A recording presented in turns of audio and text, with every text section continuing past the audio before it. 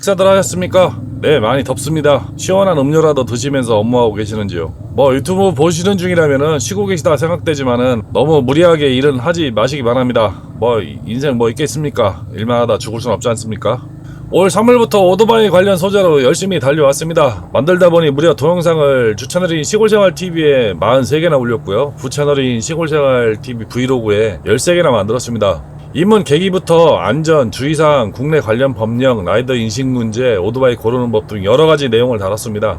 고민을 많이 한 내용도 있고 평소 저의 개인적인 생각을 여과 없이 그대로 전달한 내용도 있었습니다. 다행히 구독자 및 동영상을 시청하는 분들이 많은 댓글과 좋아요로 호응해 주셔서 힘내서 열심히 만들었습니다. 매 영상마다 8장에서 10장 정도 시나리오를 쓰고요. 한 편 편집하는데 이틀 이상 소요가 되는데 이 시간이 힘들지 않을 정도로 즐거웠습니다. 감사합니다. 여태까지 형이 하학적인 내용을 많이 얘기했는데 오늘은 약간 형이 사학적인 내용을 거론해 보려고 합니다. 과연 우리는 오토바이 라이딩을 즐기는 것인가 아니면 허세나 가오만을 위해 오토바이를 타는 게 아닌가 하는 문제를 이야기해 보겠습니다. 그리고 제 경험과 주변 경험을 바탕으로 오토바이 구입을 가족이나 와이프의 격렬한 반대에 부딪혀 진행이 안 되는 분들을 위한 간단한 팁도 드리려고 합니다. 제가 영상 제목에 가장 많이 사용하는 단어가 오토바이 라이딩이라는 말을 많이 씁니다. 여기에는 오토바이와 라이딩이라는 단어의 조합에서 보듯이 저는 달리는 것을 좋아합니다. 친구도 같은 취미생활을 하다 보니까 더욱더 잘 맞습니다. 커피숍에서 노가리 풀 때면은 사는 문제나 자식 교육 문제, 정치 이런 얘기 의견이 맞지 않는 부분도 있지만은 오토바이 타고 달리는 문제는 둘이 취향이 똑같습니다. 그래서 둘이 라이딩을 가면 항상 즐겁고 편안합니다. 오토바이 즐기는 방법은 정말 다양하고 사람마다 다르지만은 저희는 달리는 행위 자체, 자동차가 줄 수 없는 오픈 에어링을 되게 좋아합니다. 누구는 번쩍번쩍한 크롬광이 좋아서 오토바이를 타는 분도 있고요. 누구는 오토바이에서 나오는 진동과 배기음을 좋아하는 사람도 있죠. 속도감을 좋아하는 사람도 있고요. 남에게 자랑하고 싶은 마음으로 좋아하는 사람도 있습니다. 또 오토바이를 내 맘대로 컨트롤하는 행위 자체를 좋아하는 사람도 있고 내 오토바이 만지작거리며 꾸미는 것을 좋아하는 사람도 있죠. 동네 한 바퀴 돌고 와서 열심히 세차하고 강내는 것이 취미인 분도 있습니다. 즐기는 방법은 달라도 같은 취미 생활을 하고 있는 것은 분명해 보입니다. 오토바이 타는 것이 일반 배달 라이더도 있지만은 대부분 저희 영상을 보는 분은 취미생활로 오토바이를 타는 분이 많을 겁니다. 오토바이 라이딩이 취미생활의 일환이라는 거죠. 그래서 취미생활이란 무엇인가 사전적인 의미를 한번 찾아봤습니다. 취미란 어떤 사람이 여가 시간을 맛보기 위해 자주 하는 흥미로운 일 또는 그런 일에 대한 흥미라고 이렇게 단어가 돼 있더라고요. 단어 의미를 본다면 시간이 필요하죠. 그리고 어떤 기구 행위를 위해서 돈도 필요할 것이죠. 정말 삶에 찌들다. 사는 것이 팍팍하고 힘든 분들은 엄두도 못 내는 것이 취미생활입니다. 일단 취미생활을 즐긴다는 것은 일정 부분 여유가 있다는 의미로 봐도 될 것 같고요. 취미생활을 한다는 행위 자체가 행복한 삶을 영위하고 있다는 증거이기도 한다고 저는 생각을 합니다. 취미생활은 정말 많죠. 별의별 취미생활이 다 있는 것이 인터넷과 유튜브를 통해 많이 알려져서 저변이 많이 확대되고 있는 듯 합니다. 오토바이도 예전에는 젊은 층은 저렴한 이동수단이었고 나이가 지긋한 경제력이 있는 분들은 과시의 수단으로 아니면 취미로 많이들 탔습니다. 요즘은 젊은 청년들이 많아지고 젊은 여성 라이더들도 많이 늘어서 열화라는 단어도 생겼습니다. 중년에 새로운 취미를 찾다 꿈에 그리던 오토바이에 입문하는 경우도 많은 듯 합니다. 그리고 퇴직이나 정년을 마치고 즐기는 분이 많이 생긴 것 봐서는 아주 바람직하고 건전한 저변 확대가 많이 되고 있다고 저는 보고 있습니다. 그래도 어디든 있듯이 양아치는 양아치죠. 욕먹을 짓 하는 사람도 그만큼 많이 늘은 것도 사실이고요. 취미생활에 관한 유명한 짤이 있죠. 많이들 보셨을 여자들이 싫어하는 남편 취미생활입니다. 이것 외에도 이제 와이프나 가족에게 환영 못하는 취미가 많습니다. 대부분 가족과 생활하는 시간을 뺏는 취미가 우선순위에 많이 있는 듯 하고요. 돈이 많이 드는 취미생활도 순위에 많습니다. 아마도 와이프나 가족과 함께 즐기지 못하는 아주 개인적이고 폐쇄적인 취미 활동이라서 그런 것도 있고요. 일부는 비상금이나 금전적인 문제, 위험함 이런 것 때문에 싫어하는 경우도 있습니다. 무엇이든 적당히 본인의 경제력과 분수에 맞게 취미생활을 하면 되는데 클럽이니 카페니 라인이니 하면서 사람들과 교류를 하면서 또한 신세계가 펼쳐지죠. 나름의 각오와 체면, 자존심, 뽐뿌에 의해 꼭 오버페이스를 하게 돼 있습니다. 이는 곧 경제적 타격으로 이어지고 가족들 몰래 이제 비상금을 만들게 되고 가족에게 거짓말을 하게 되는 계기가 되죠. 그러면 이제 더 가족에게 비밀이 생기고 더 숨기고 더 고립되고 가족과 같이 즐길 수 없는 지경까지 가게 됩니다. 이 정도면 돌이킬 수 없는 상황에 놓이게 되는 거죠. 이런 상황이 나의 즐거운 취미가 아닌 결국은 업자만 좋은 일 시키는 취미가 되죠. 이렇게 점점 호구가 되는 겁니다.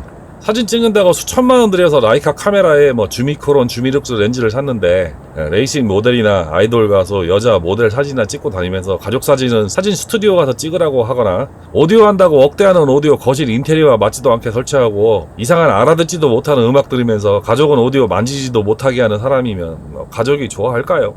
취미생활도 가족과 하면 트러블이 없어집니다. 항상 취미생활을 하더라도 숨기고 거짓말하고 몰래 장비에 많은 상상이 안 되는 투자를 하거나 많은 시간을 취미생활에 투자하면 안 빡칠 와이프가 없습니다. 남편이 아무리 돈을 많이 벌어다 줘도 싫어하죠. 오토바이도 같이 타거나 텐덤을 해보면은 의외로 여자들이나 와이프들이 상당히 좋아합니다. 뭐 자주는 안 해도 벚꽃 피는 봄이나 단풍이 이쁜 가을에 1년에 한두 번 정도 가까운 곳으로 드라이브 가서 맛있는 식사하고 분위기 있는 카페에서 커피 한 잔 하고 들어오면은 싫어할 가족이 뭐 과연 있을까 싶은데요.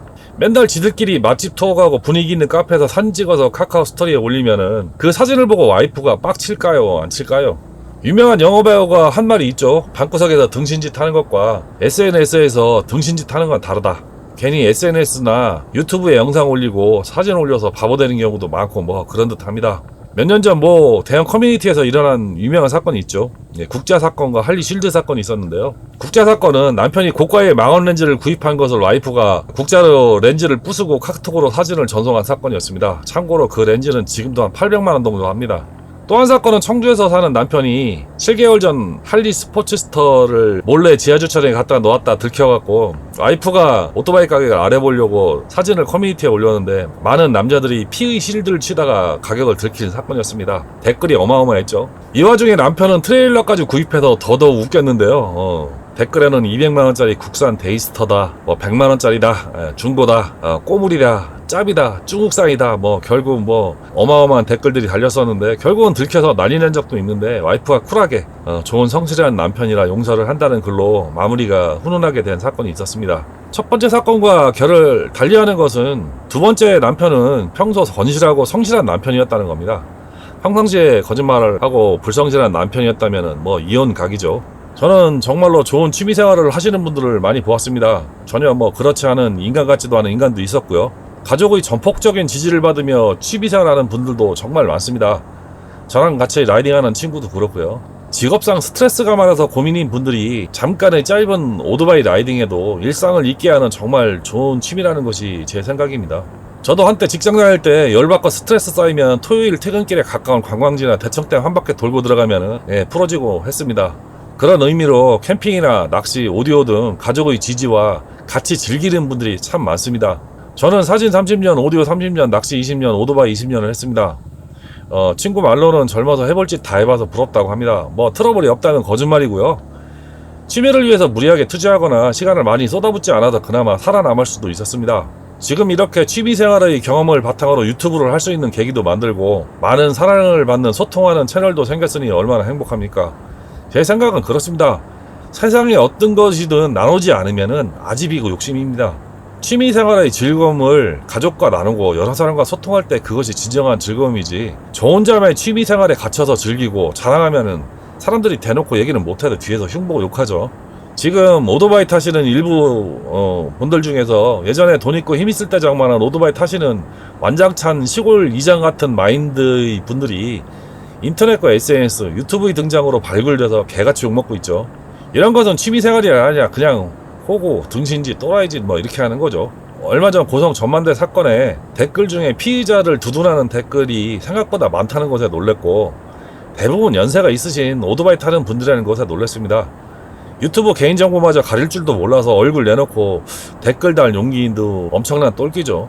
정말 취미생활로 오토바이를 즐기려면 오픈하세요. 그리고 오토바이 가격 다 오픈하시면 쫓겨나실 분들은 적당한 모델로 즐기시면 됩니다. 꼭 비싸고 좋은 박스차 아니어도 됩니다. 번쩍거리고 콜업 많은 오토바이 아니어도 됩니다. 125cc 스쿠터라도 충분히 즐길 수 있고요. 즐기기 나름입니다. 항상 가족과 함께 즐기시고요. 당당하게 즐기십시오. 숨기지 마시고요. 그래야 더욱더 즐겁습니다. 오늘 취미생활로 즐기는 오토바이 라이딩에 대해서 이야기해 보았습니다. 한낮에는 무척 덥습니다. 일하다 돌아가시는 분도 있다고 합니다. 쉬엄쉬엄 일하시기 바랍니다. 이상 마치겠습니다. 시청해 주셔서 감사합니다.